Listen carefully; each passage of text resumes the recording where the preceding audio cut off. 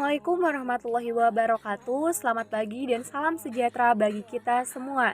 Pertama-tama, marilah kita panjatkan puji dan puji syukur kita kehadirat Allah Subhanahu wa taala yang telah memberikan kita nafas kehidupan hingga pada saat ini.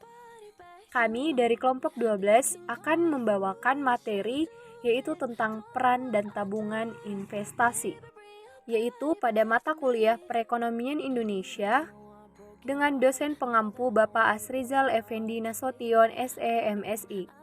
Baiklah, untuk materi yang pertama akan dimulai dengan saya sendiri. Perkenalkan, nama saya Azizah Sibagariang dengan NPM 2005170058. Pengertian dan peranan tabungan.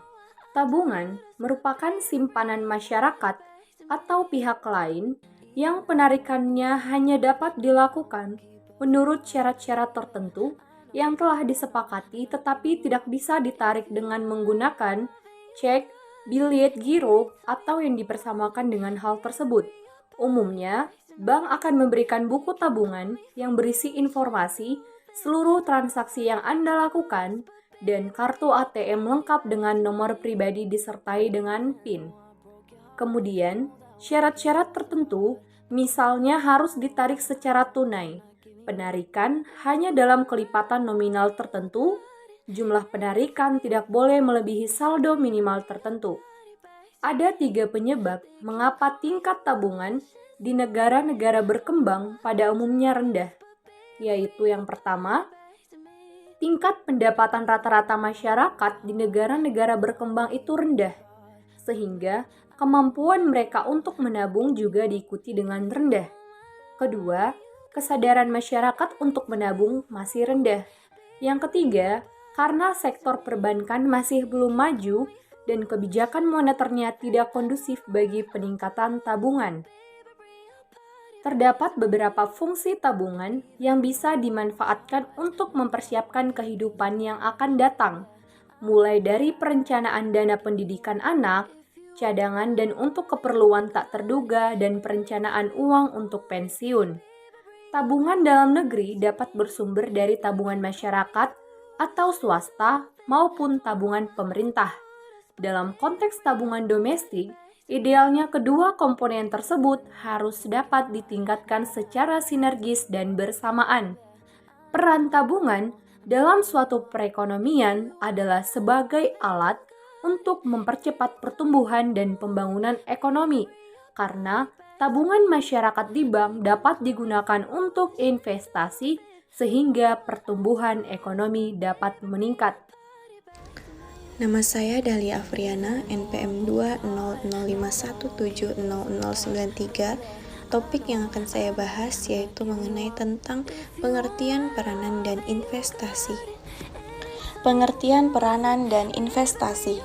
Investasi didefinisikan sebagai pembentukan modal tetap domestik. Investasi dapat dibedakan antara investasi bruto atau investasi neto. Perbedaan ini karena adanya penyusutan atas barang-barang modal tetap yang digunakan dalam proses produksi. Penyusutan merupakan nilai penggantian terhadap penurunan nilai barang modal tetap yang digunakan dalam proses produksi. Investasi sebagai salah satu komponen penting dari agregat demand, yang merupakan faktor krusial bagi kelangsungan proses pembangunan ekonomi atau pertumbuhan ekonomi jangka panjang. Pembangunan ekonomi melibatkan kegiatan-kegiatan produksi seperti barang dan jasa di semua sektor ekonomi. Dengan adanya kegiatan produksi ini, maka terciptalah kesempatan kerja dan pendapatan masyarakat yang meningkat, yang selanjutnya meningkatkan permintaan pasar. Maka pasar yang berkembang berarti kegiatan produksi meningkat dan seterusnya, maka terciptalah pertumbuhan ekonomi. Investasi mempunyai peranan yang sangat penting, yaitu untuk meningkatkan pertumbuhan ekonomi. Menurut Paul M. Johnson, investasi adalah seluruh pendapatan yang dibelanjakan oleh perusahaan atau lembaga pemerintah untuk barang-barang modal yang akan digunakan dalam aktivitas produktif. Secara teoritis maupun praktis, faktor investasi dapat dijadikan salah satu instrumen atau faktor utama untuk memacu dan meningkatkan pertumbuhan ekonomi.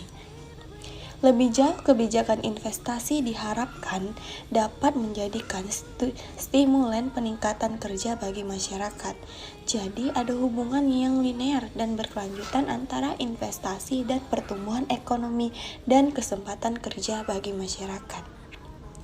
Kegiatan investasi ini berhubungan langsung dengan sistem produksi, kegiatan perdagangan, dan ekspor serta kegiatan ekonomi masyarakat pada umumnya.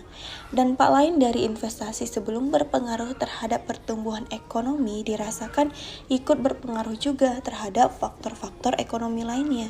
Kegagalan dalam kebijakan ini akan mempunyai implikasi besar terhadap ekonomi dan kesejahteraan masyarakat.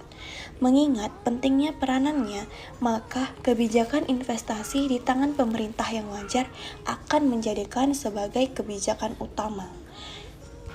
Jadi, kegiatan investasi ini berhubungan langsung dan sangat erat dengan ekonomi dan kesejahteraan masyarakat.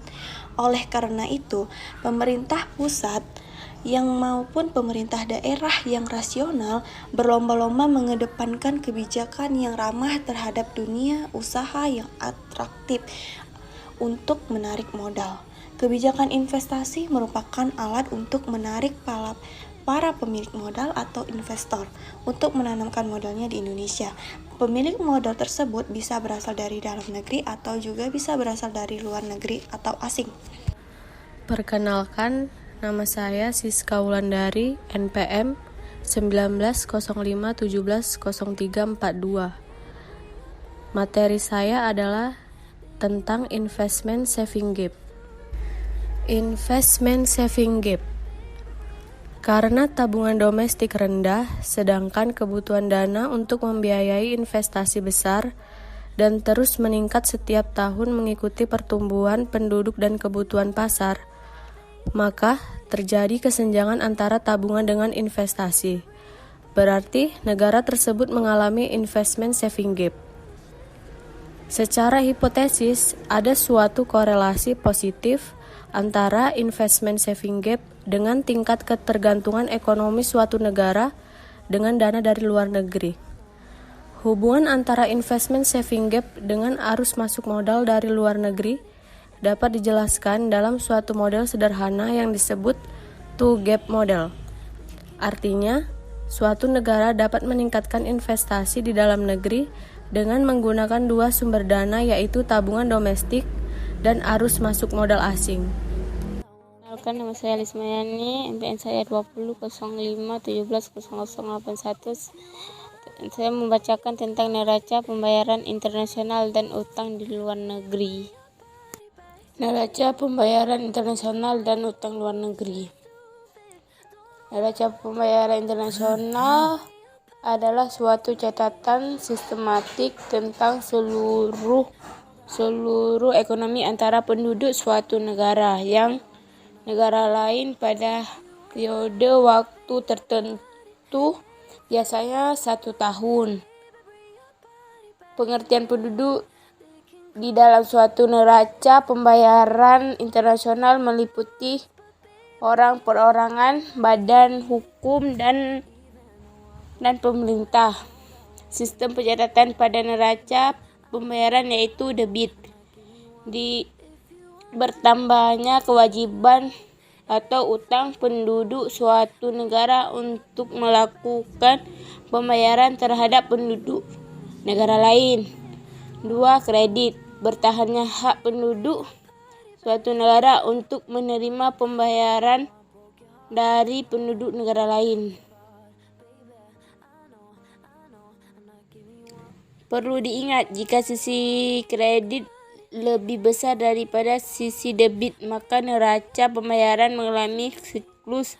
Sebaliknya, jika posisi debit lebih besar daripada sisi kredit, maka neraca pembayaran mengalami defisit. Selanjutnya adalah tentang neraca pembayaran internasional dan utang luar negeri. Neraca pembayaran internasional dan utang luar negeri. Utang luar negeri Indonesia Maret 2021 sampai Maret 2022. Bank Indonesia atau BI melaporkan posisi utang luar negeri atau ULN Indonesia sebesar 411,5 miliar US dollar pada kuartil pertama di 2022. Jumlah itu turun sebesar 4,2 miliar dibanding pada kuartil sebelumnya. Dibandingkan periode yang sama tahun lalu, posisi ULN Indonesia di akhir Maret juga turun 1,1%. Kontraksi tersebut lebih rendah dibandingkan kuartil sebelumnya sebesar minus 0,3%. Penurunan itu terjadi seiring beberapa seri surat berharga negara atau SBN sudah jatuh tempo, baik SBN domestik maupun SBN falas. Selain itu, ada pula pelunasan neto atau pinjaman jatuh tempo selama periode Januari sampai Maret 2022 yang sebagian besar merupakan pinjaman bilateral. Penurunan ULN terjadi pada utang pemerintah, bank sentral maupun swasta.